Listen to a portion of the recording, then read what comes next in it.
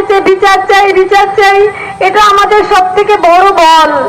এই ছাড়া আর কোনো সরকার যেভাবে আমাদের পুলিশ প্রশাসন প্রথম থেকে আমাদের সবসময় অসহযোগিতা করেছে, তারা যদি একটু সহযোগিতা করত তাহলে হয়তো একটু হলেও আশার আলো দেখতে পেতাম।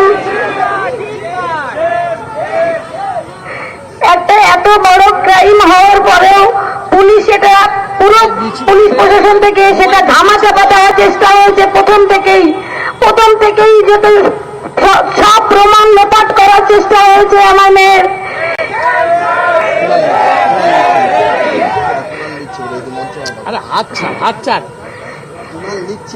সবাইকে আরেকবার ধন্যবাদ জানিয়ে আমি এটাই বলবো যে যতদিন আমার মেয়ের বিচার না পাই আপনারা এভাবেই আমার পাশে থাকবেন, এবং সবাইকে আরেকবার ধন্যবাদ জানাচ্ছি।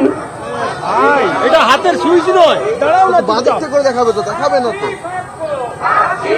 দেখাবে না তো, গেছো কেন ওখানে? অভয়ের কাকিমা দুটো কথা বলতে চান।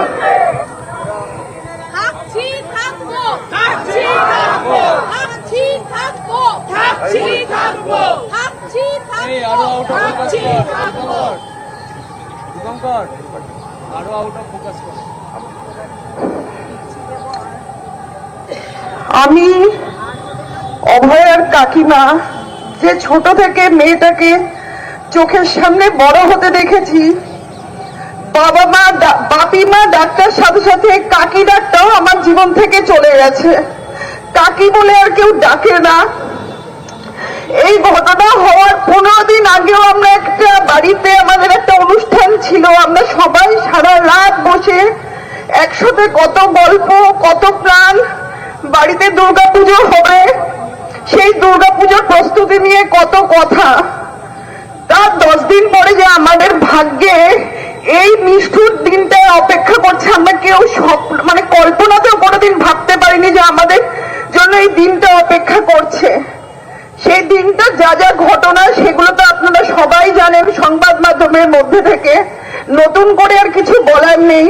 শুধু আজকে এখানে দাঁড়িয়ে এটাই বলবো যে উই ওয়ান্ট জাস্টিস, না উই ডিমান্ড জাস্টিস। এই কথাটাই আপনারা বলবেন যে উই ডিমান্ড জাস্টিস।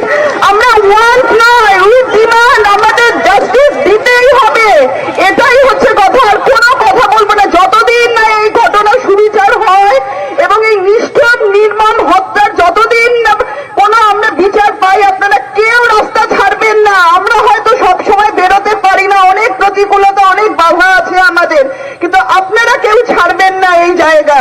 আমরা মানসিকভাবে সবসময় আপনাদের পাশে আছি। যতদিন না এর জাস্টিস হয়, একটাই কথা বলবেন, উই ডিমান্ড জাস্টিস। এইটুকুই কথা, কিচ্ছু বলবো না আমি। অভয়ার স্মৃতির উদ্দেশ্যে 1 মিনিটের নীরবতা পালনের জন্য আমি অনুরোধ করছি।